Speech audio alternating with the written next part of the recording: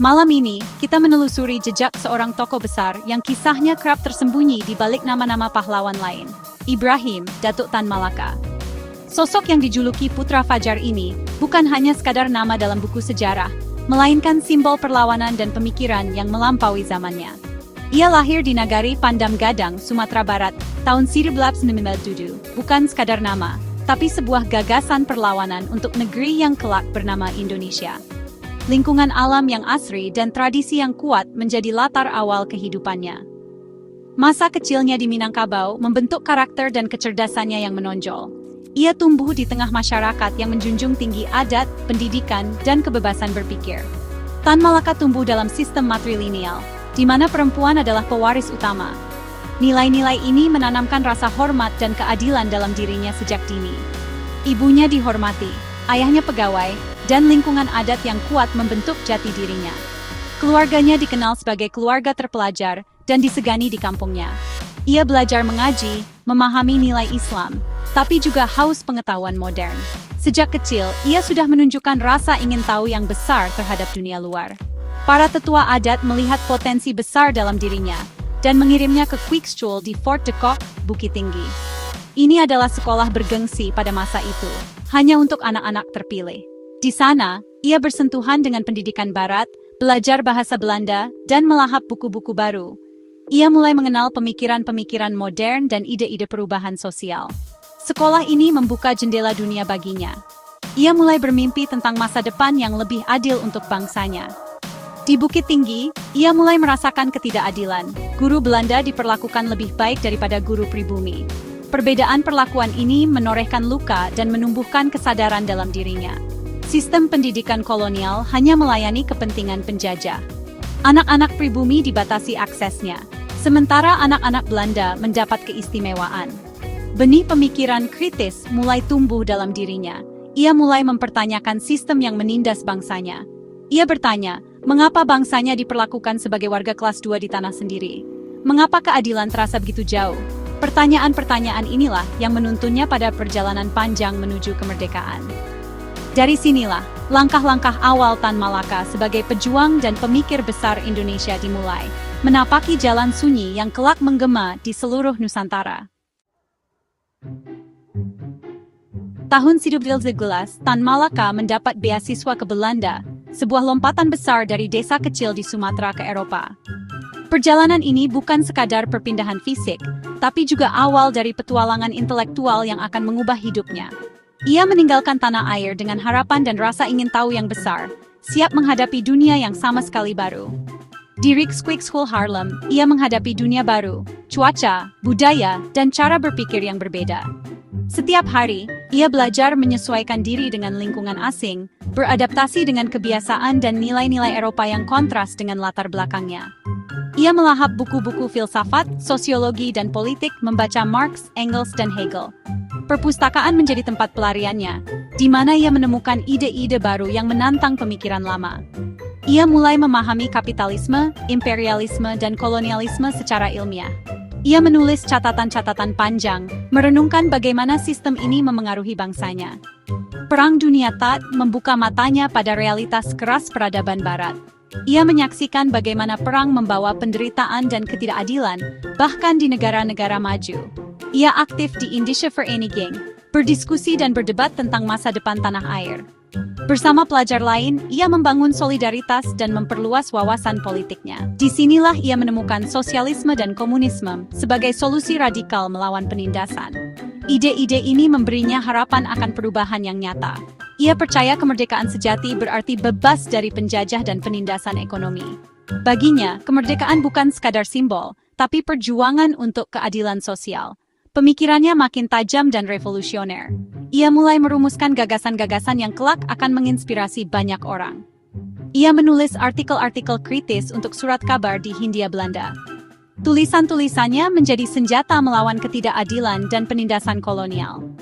Dari kamar kecil di Haarlem, lahir pemikiran revolusioner yang siap mengguncang kekuasaan kolonial. Di sanalah semangat perlawanan dan harapan untuk kemerdekaan Indonesia mulai tumbuh dan mengakar kuat dalam dirinya.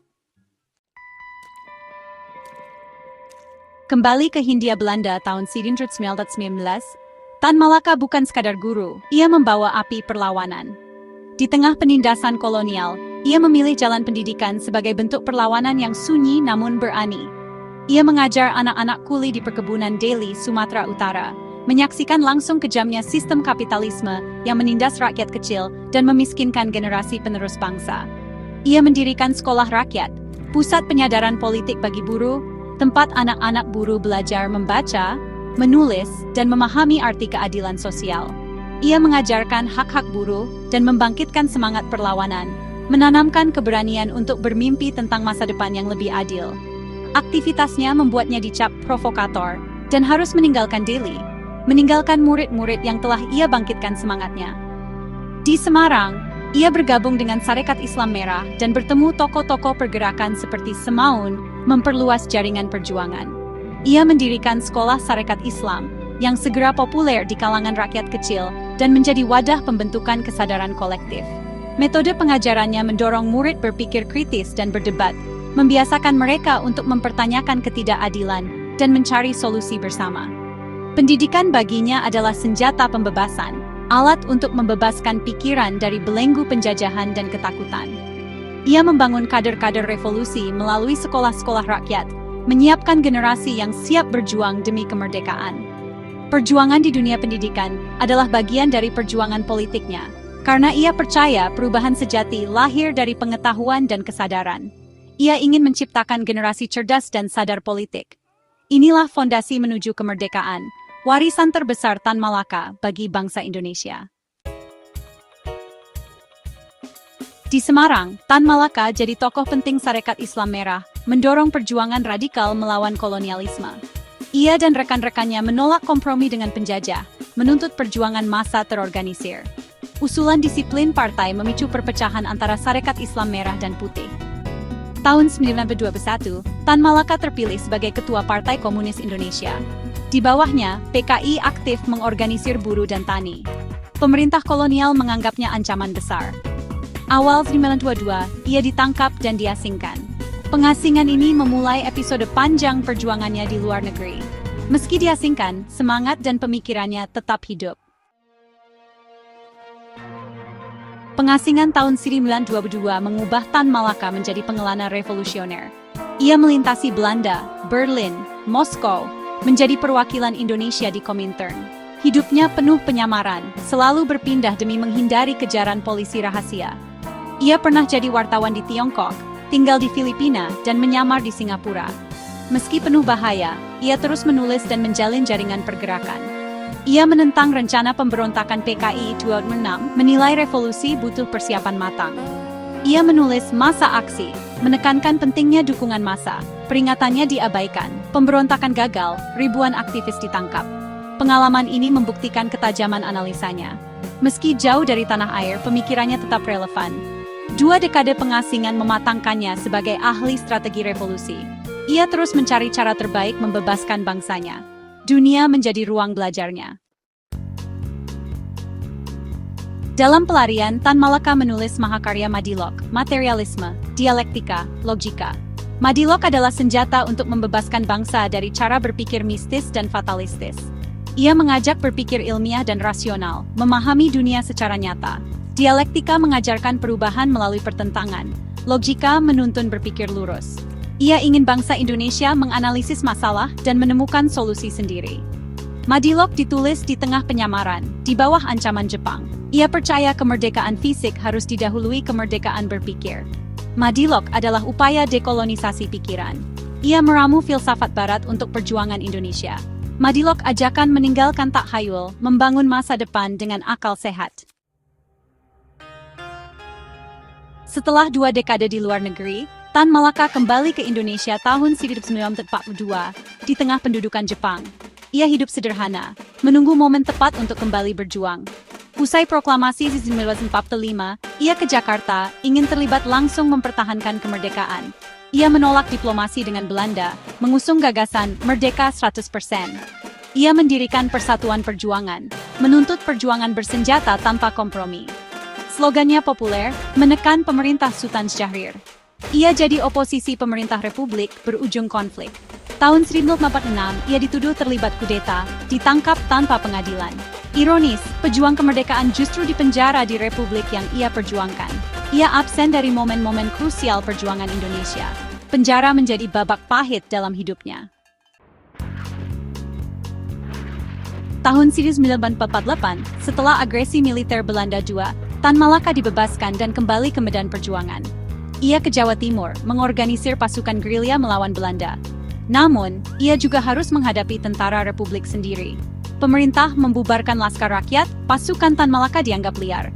Terjadi konflik internal di Kediri, Jawa Timur. Februari 1949, Tan Malaka ditangkap oleh tentara divisi Siliwangi. Ia dieksekusi tanpa pengadilan di Selopanggung, Kediri. Tidak ada perintah resmi, kematiannya tragis di tengah kekacauan perang. Lokasi makamnya lama tak diketahui. Namanya dihapus dari sejarah resmi karena cap komunis. Ia menjadi pahlawan yang terlupakan, tewas di tangan bangsanya sendiri. Kisahnya jadi pengingat pahit rumitnya revolusi. Setelah puluhan tahun terlupakan, nama Tan Malaka kembali diperbincangkan pasca reformasi. Sejarawan dan generasi muda menggali kembali jejak hidup dan pemikirannya. Pemerintah menganugerahi gelar pahlawan nasional tahun 1963. Namun pengakuan publik baru tumbuh belakangan.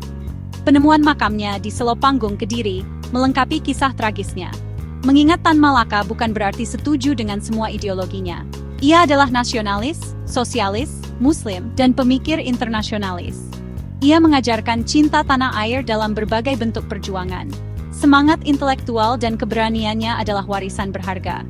Mari kita kenali dan diskusikan kembali gagasannya. Tan Malaka, pahlawan yang sempat terlupakan, kini kembali di tempat terhormat dalam ingatan bangsa.